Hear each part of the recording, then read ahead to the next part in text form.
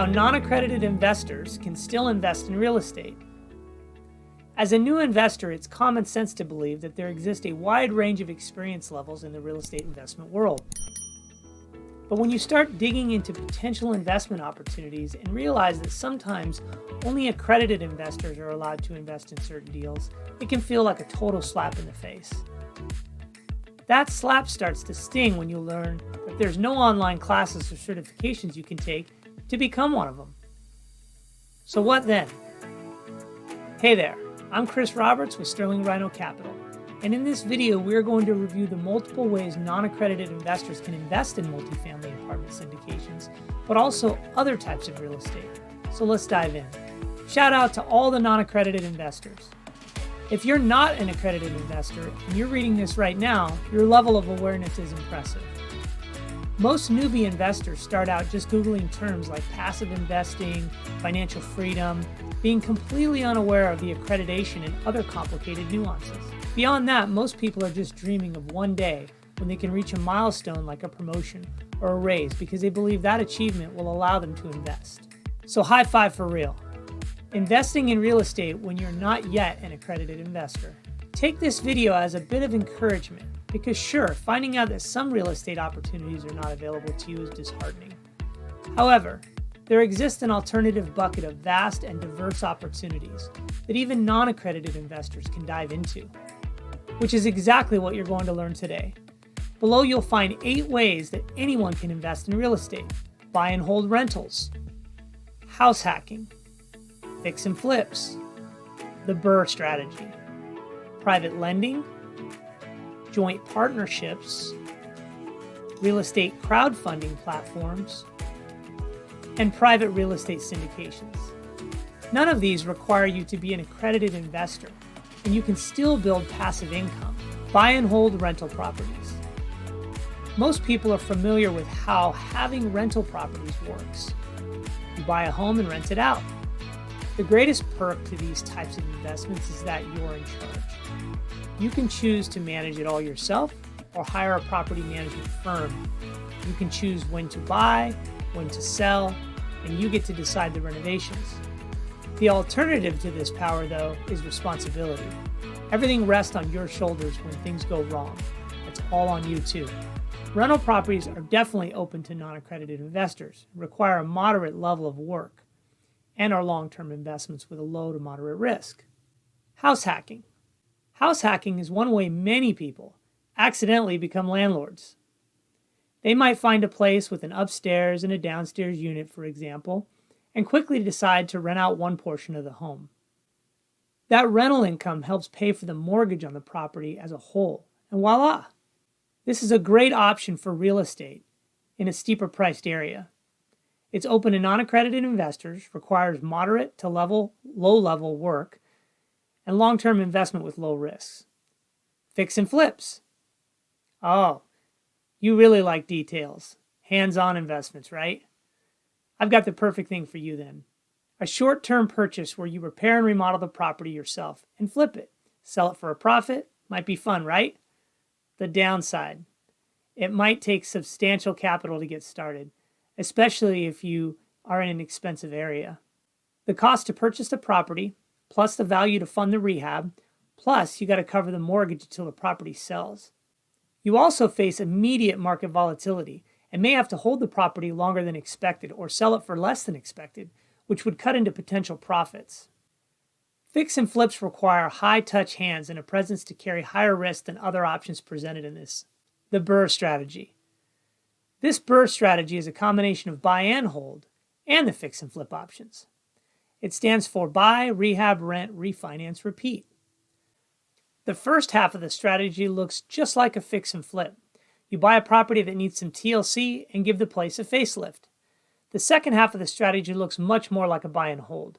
Once renovations are complete, you find tenants. Once rented, you do a cash-out refinance and repeat the process with another property. Assuming after renovations were complete, the property's value increased substantially. You may be able to pull out the original capital. The BRRRR strategy is extremely powerful, open to non-accredited investors, requires a high level of work, and is a long-term investment option with moderate to high risk. Private lending. One side of real estate investing that can be easy and overlooked is investing in debt. This is where you loan someone money to, say, complete a fix and flip. You don't have to be hands-on in this home purchase, renovations, or home selling process, nor do you have to be an accredited investor. Most beginner investors are still working full-time. Combine that lack of time, but a surplus of money, with a cash-strapped go-getter ready to do all the dirty work, and you have a deal.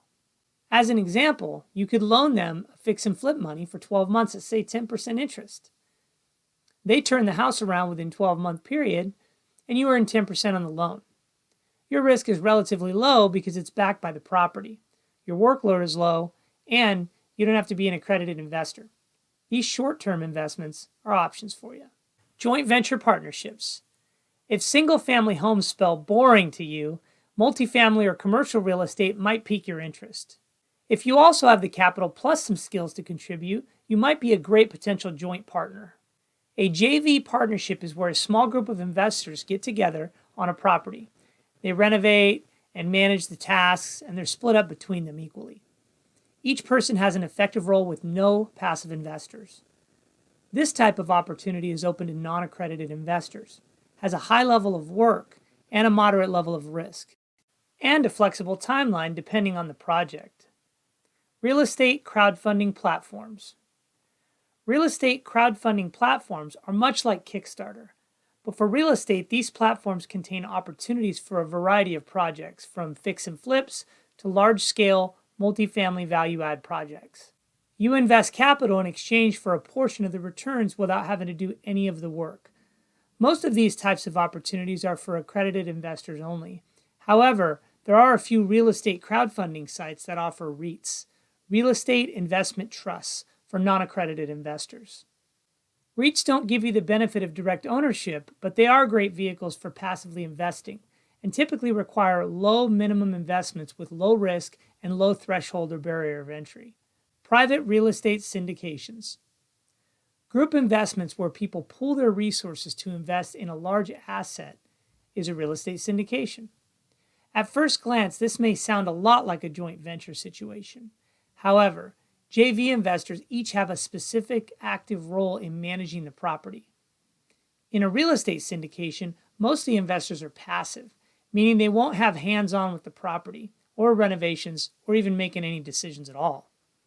Many real estate syndications are only open to accredited investors due to SEC regulations. However, there are a wide variety of opportunities open to non-accredited investors as well. Since the opportunities for non-accredited investors aren't available to be publicly advertised, you have to know somebody who's part of a general partnership to gain access. This is where, as a non-accredited investor, you have to be willing to network with people to find deals that will be open to you and your non-accredited capital. These deals require a low level of work, research, and connection up front, and carry low risk as a long-term investment. Takeaways. If you're a newbie investor and therefore not accredited at this point, seriously, kudos to you. You're watching this video exhibits serious ahead of the curve-ness on your way to building passive income. 8 ways we examined today out of the infinite number of possibilities you can invest in real estate as a non-accredited investor are: buy and hold rentals, house hacking, fix and flips, the BRRRR strategy, private lending, joint venture partnerships, real estate crowdfunding platforms, and private real estate syndications. Realizing that certain opportunities are not available could get you down. But just because a deal is available to accredited investors doesn't mean that it's great, and often there are faster and more powerful ways that non-accredited investors can accumulate wealth through real estate, especially with some work. Now that you have an idea of how you can use real estate to diversify, what other asset classes or markets would you like to get into? Comment below and tell us what you previously felt limited in and what the potential investment diversification can present for you. If you're interested in seeking actual deals and returns on current and past deals, join the Sterling Rhino Capital Investor Club today. You can find the link below in the description. Finally, if you like this video or know anyone that could benefit from real estate syndications, hit the like button below, share it with them, and be sure to subscribe. I'm Chris Roberts with Sterling Rhino Capital. Thank you so much for watching.